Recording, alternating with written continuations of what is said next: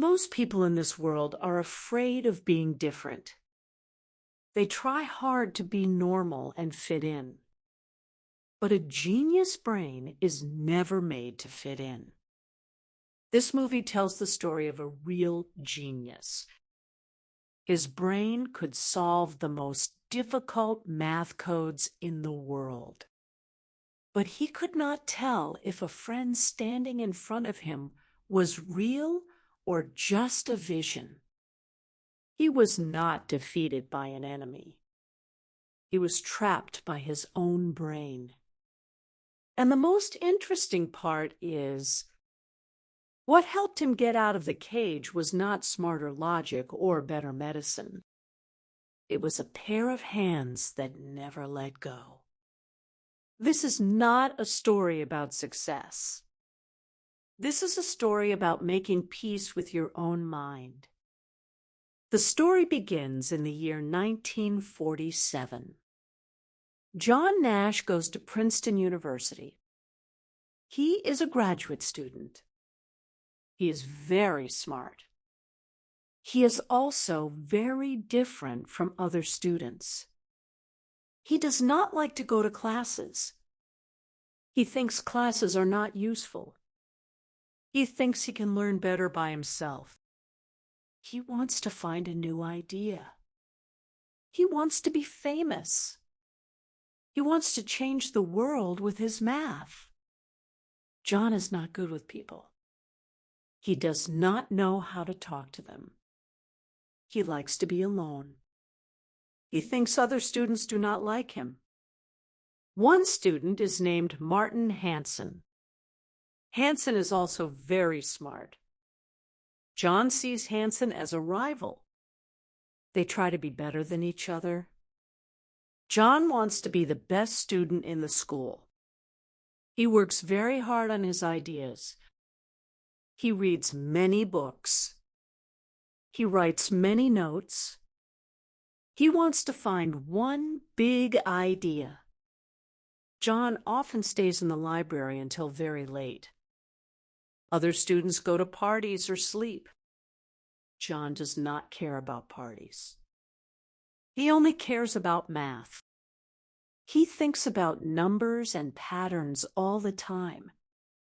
Sometimes he does not eat because he is thinking. His teachers see his hard work. They think he is special. But they also worry about him. He has no friends. He does not talk to anyone except Charles. At Princeton, John gets a roommate.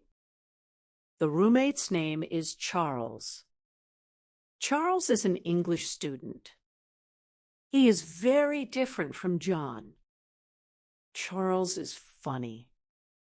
He likes to have fun. He talks a lot. He laughs a lot. Charles helps John to relax sometimes. John does not know how to relax. Charles shows him how to enjoy small things. Charles becomes John's best friend. John trusts Charles more than anyone else. John works on his new idea for many months. One day, he and some friends go to a bar. A beautiful woman comes into the bar. The other men want to talk to her. They do not know what to do. John looks at the situation. He has a new thought. He thinks about how to get the best result for everyone. This idea is new. No one has thought about it before. This idea can be used in money and business. It can be used in many areas of life. John is very excited about this idea. He cannot sleep that night. He writes page after page. He draws many charts. He checks his work again and again. He wants to make sure there are no mistakes. He shows the paper to his teacher. The teacher is surprised. He says this is very good work. He tells John to publish it right away. John feels proud for the first time. John runs from the bar to his dorm room. He writes down his idea very quickly. He does not want to forget it. He works on the idea for many days. He writes a paper. He calls his idea game theory. This paper changes the study of money and business forever. It is a very important idea. With this idea, John finishes school. He gets a job at a place called MIT. MIT is a famous school for math and science. Now, John is a professor at MIT. He's still strange. He does not like to teach. He thinks teaching takes time away from his math. He still works on his problems. He wants to find more new ideas. He wants to be a great mathematician. He works late into the night almost every day. The other professors at MIT do not know what to think of John. He is very smart, but he does not talk to them. He eats lunch alone. He walks to his office with his eyes on the ground. Some people think he's rude. He is not rude. He just does not know how to talk to others. His mind is always on math. He does not see the world the same way other people do. One day, a new student comes to his class. The student is a woman. Her name is Alicia Lord. Alicia is very smart. She studies physics. She is one of the best students in her class. She is also very beautiful. John likes her. He does not know how to talk to women, but he tries. He asks her to dinner. She says yes. At dinner, John shows her pictures in the sky using stars. He draws shapes with his finger. Alicia thinks this is very smart and sweet. She likes his different mind. She likes that he is not like other men. After that dinner, John thinks about Alicia all the time. This is new for him. He usually only thinks about math.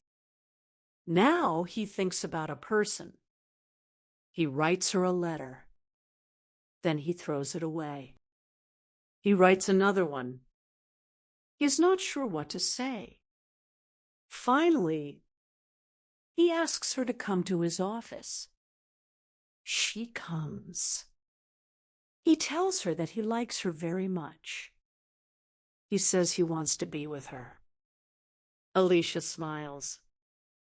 She says yes. John and Alicia spend more time together. She learns about his work. He learns about her family. They fall in love. John asks Alicia to marry him. She says yes. They have a small wedding. Only a few people come.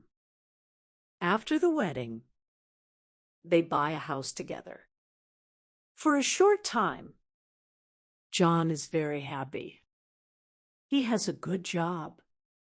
He has a wife. He has a house. He thinks his life is perfect. But something is wrong. John starts to act strange. He says he has a new job. He says he is working for the government. This is where his problems begin. John says a man gave him a job. The man's name is William Parcher. Parcher works for the Department of Defense. The Department of Defense keeps the country safe. Parcher asks John to find secret codes. The codes are hidden in newspapers and magazines. John must find the codes. The codes have secrets from the Soviet Union. The Soviet Union is an enemy of the United States. This is a very important job. It is top secret. No one can know about it. John becomes very scared. He thinks people are following him. He thinks the Soviets want to kill him. He puts secret letters in an old mailbox. He gives secret information to Parcher. He tells no one about this work. Not even Alicia knows. John starts to act very strange at home. He does not sleep much. He stays up all night looking at newspapers. He cuts out letters and numbers. He puts them on the wall. Alicia asks him what he's doing. He says nothing. He cannot tell her the truth. Parcher told him not to tell anyone. John is scared for his life. He is also scared for Alicia's life. He thinks the Soviets will hurt her if they find out about his work. One night, John is at a talk at Harvard University. Harvard is a famous school. Many professors are there. John sees some men. He thinks they are Soviet spies. They are looking at him. He thinks they want to take him away. He tries to run away. His friend Martin Hansen tries to stop him. John fights him on the floor. John yells. He is very scared. People come to help. They take John to a hospital. At the hospital, a doctor talks to John. The doctor's name is Dr. Rosen. Dr. Rosen tells John something very bad.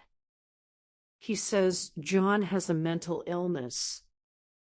The illness is called schizophrenia. This illness makes a person see and hear things that are not real. Dr. Rosen says the men are not real. Parcher is not real. The secret work is not real. It is all in John's mind. John does not believe the doctor. He thinks the doctor is a Soviet spy. He thinks the hospital is a trap. He tries to find secret things in his own body. He hurts himself. Alicia comes to the hospital. She shows him proof. She goes to the old mailbox. There are no secret letters inside.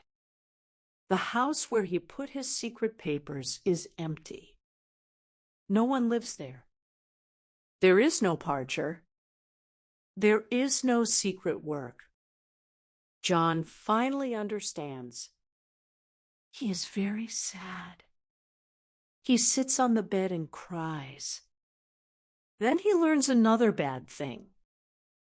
His best friend Charles is not real too. Charles is also in his mind. John stays in the hospital for many months. The doctors give him medicine. The medicine stops the bad thoughts, but it also stops his good thoughts. He cannot work on math. He cannot think clearly. He cannot be a good husband to Alicia. He has no feelings. He does not laugh. He does not cry. He just sits. Alicia tries to be close to him. He feels nothing. The medicine makes John like a different person. His eyes look empty. He does not want to get out of bed. He does not want to eat. Alicia visits him every week. She brings him food. She brings him books. He does not look at the books. He just sits. Alicia cries on the way home. She does not know if her husband will ever come back. She loves him, but she does not know what to do. John does not like this situation. He stops taking the medicine. He hides the pills under his tongue. Then he spits them out. Without the medicine, the people come back. Charles comes back. Parcher comes back. Charles has a little girl with him. Her name is Marcy. She's a small girl with red hair. John sees them every day. They talk to him. They sit in his house. They go with him to work. One day, Alicia is outside in the yard. John is inside with their baby. The baby is a boy. John puts the baby in the bath. He is not watching the baby. He is talking to Charles. The water is getting higher. The baby is almost under the water. Alicia comes inside. She sees this. She is very scared and very angry. She takes the baby out of the water. She runs to the car. She wants to leave. John runs after her. He stands in front of the car. He puts his hands on the window. He is crying. He tells her he is sorry. He did not mean to hurt the baby. He was not watching. He was talking to Charles. Alicia looks at him. She is scared. But she also sees that he is sick. He is not a bad man. He is a sick man. She decides to stay. But she takes the baby to her mother's house for a few days. She needs to think. John stands in the door. He wants to stop her. He does not want her to go. Parcher tells him to kill Alicia. Parcher says she is a spy. Parcher says she will tell the secret. John does not listen. He looks at Marcy.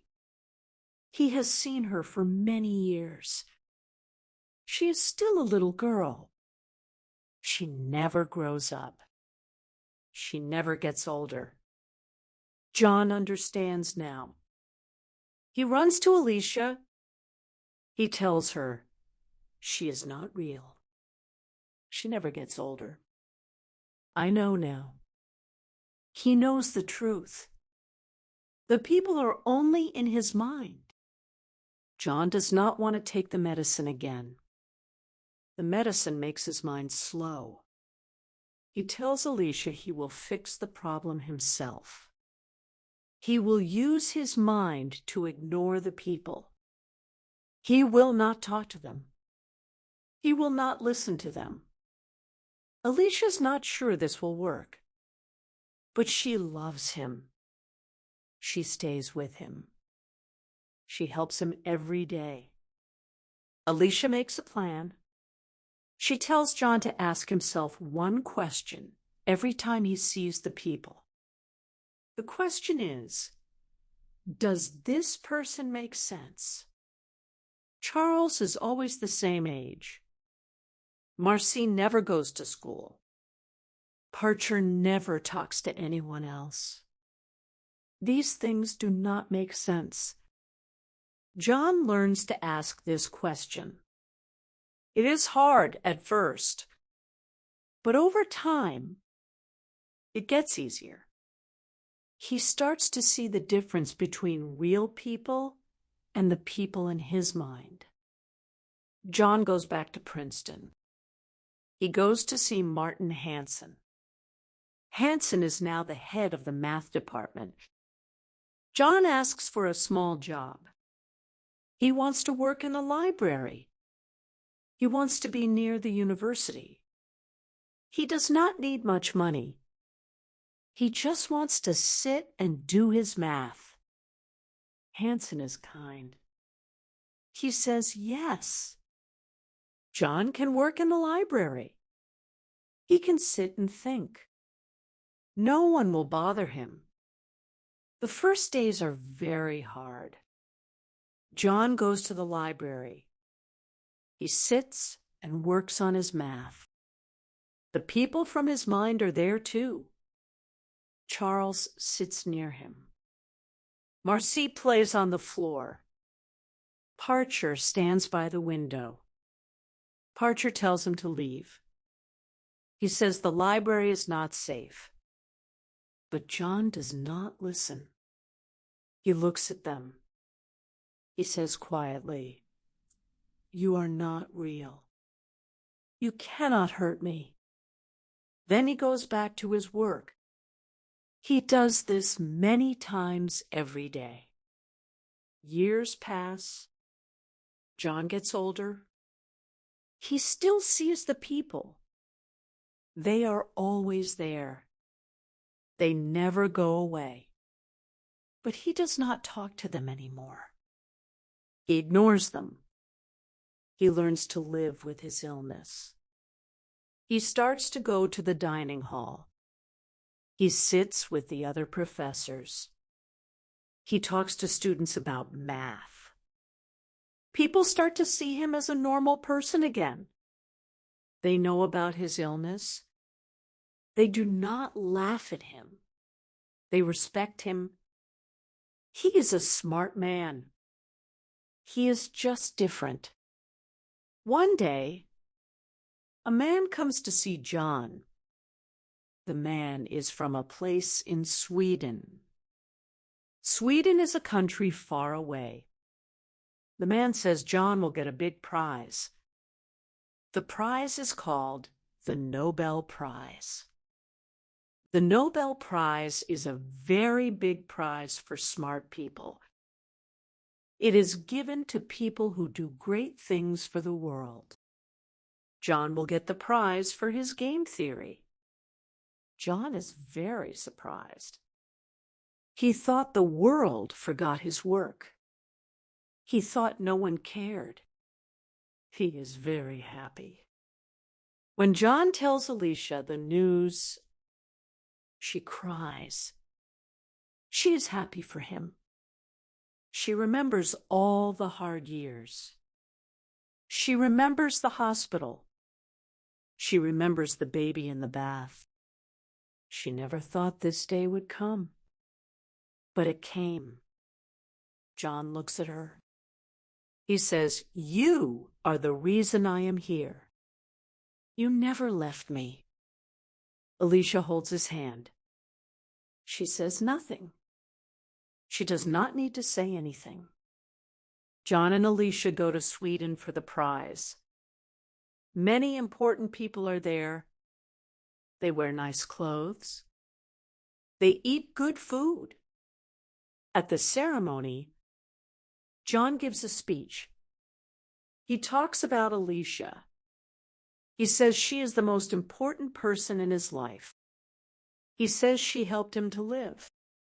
She never left him.